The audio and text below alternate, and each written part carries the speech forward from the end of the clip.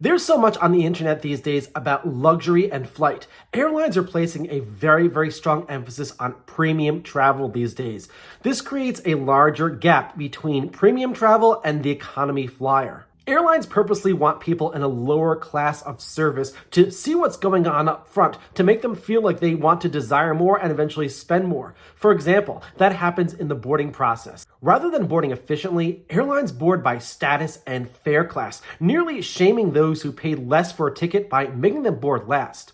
All those people get to look at everybody board. YouTube videos today flaunt high-end airline service, focusing on large seats, high-level service, caviar, and champagne. And that's just a few things among other services that airlines provide. Now, of course, this is not going to change with many carriers as profits soar and desires rise. I've been thinking about this a lot recently, especially because airlines are actually making it more difficult for you to be loyal to them because they're raising the spending thresholds. If you watch my channel, you know what's been happening with me and Delta Airlines. These spending thresholds are now so high that I just can't put that much money into the airline, and I'm encouraged to spend less. But lately, I've been thinking about something else. Rather than focusing on all the benefits that I receive from Delta Airlines or any other airline when I get upgraded or get access to the Sky Club, there's something else that I think about and put more effort into a lot more than chasing status. In my own personal experience, I often neglect how good the food tastes. I often neglect to talk about or even think about the seat pitch. I don't think about or focus on how far out the tray table comes or how much width the seat has. If I'm upgraded to first class and I get a meal, I often don't criticize it the way I would criticize food that I didn't like in a restaurant. Why? Because I'm on an airplane. I remember I was flying this one time in the first class cabin on a flight leaving the West Coast, and as we were flying over the Grand Canyon, meal service began. And I started looking out the window at the Grand Canyon and how beautiful it was, and this is just an amazing thing to see from the air. And as that was happening, the flight attendants came by with multiple offerings, and in a strange way, I almost thought of the service as a distraction. And this distraction came as part of sitting in this first class seat that I didn't pay for, but I got via an upgrade. This video is not about luxury and the opulence that is afforded with many flights. This video is about the joy of flying, and I've got a particularly interesting way of how I look at purchasing airline tickets. I don't pay for airline seats.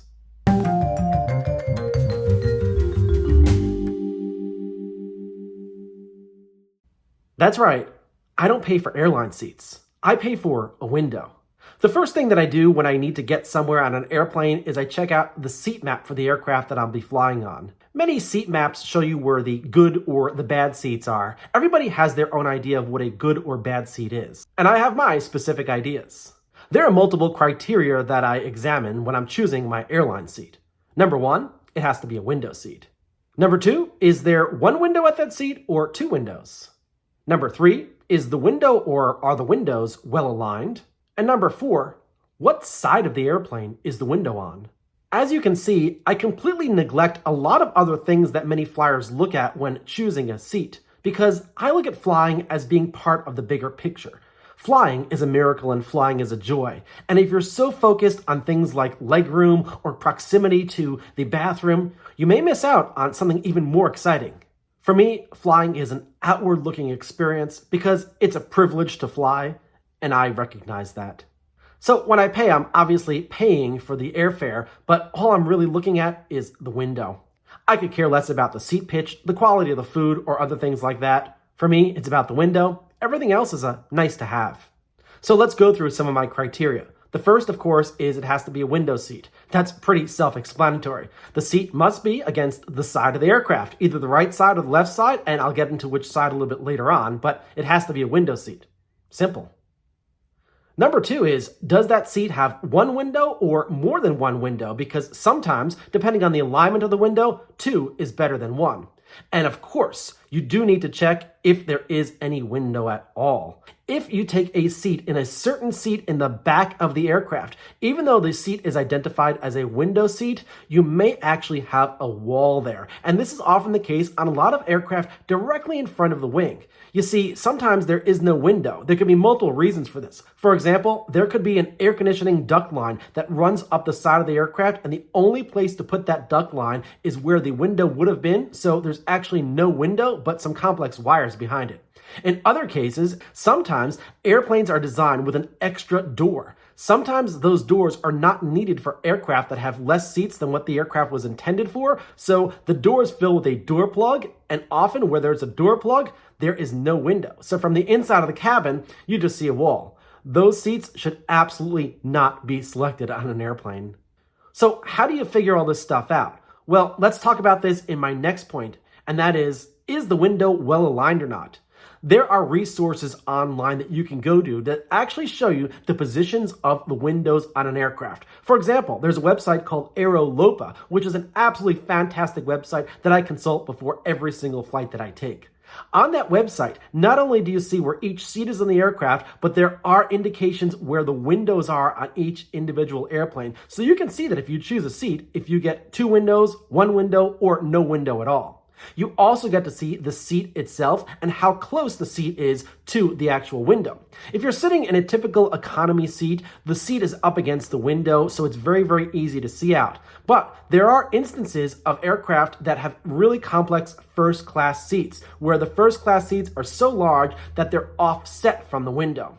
In many aircraft, only every other window seat in the first class cabin is up against the window due to the way the seating configuration is designed. So it's important to check this particular website or any website at all that you can find that has seating configurations with windows to see if your seat has 1, 2, or none, or even a faraway window, despite it being a window seat. There are even situations where the windows on aircraft are so far apart that the seats actually don't even have windows. So you need to check the exact part of the aircraft where the windows are close enough to the seat so that you can actually sit in that seat and enjoy the view. That's especially true on an aircraft like the Embraer 170, where the spacing between the windows is just way too big for my comfort, even though they have larger windows. The final criteria of deciding which seat to sit on is, should I sit on the left-hand side or the right-hand side of the aircraft? Now, this can be a little bit complicated, and I'll talk about how I actually choose the right-hand side or the left side of the aircraft. My choice is determined based upon the view that the window seat is going to provide. And obviously, when you're flying, you're only going to get a 50% view because you can only be on the left or right-hand side of the aircraft. So which side of the aircraft is going to provide the better view? So how do you go ahead and figure out which side of the aircraft you should sit on?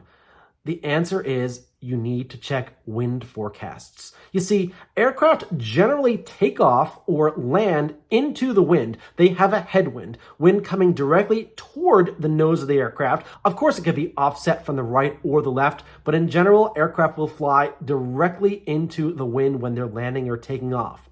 This determines which runway the aircraft is going to use for takeoff or landing. And of course, if you're in an area with very interesting sites close to the airport, you will definitely want to be on the correct side of the airport. So one thing that you should always do when making your seat selection, and I will say that sometimes it's not possible until you're very, very close to departure, is take a look at the wind forecast for the time of your arrival or departure.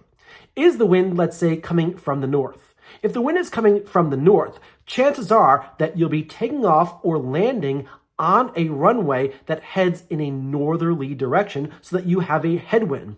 Then take a look at the paths that lead to or from the particular runways.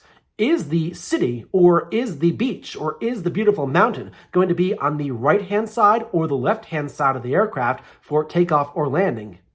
Interesting. Bet you never thought about that before. That is an extremely important criteria that I use when selecting a seat. Because if you have a window seat and the good view is on the other side of the aircraft, then you're not going to get the full experience.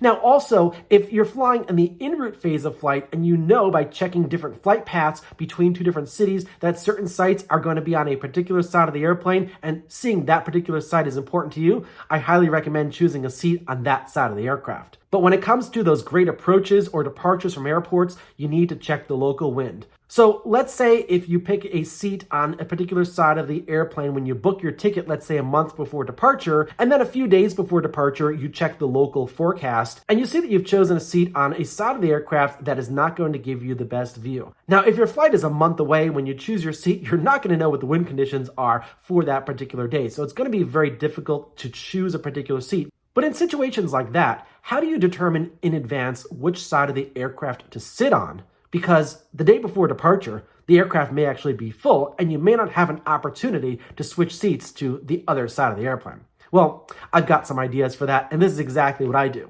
For example, I'm going to use LaGuardia Airport, which is an airport that I fly into very, very often.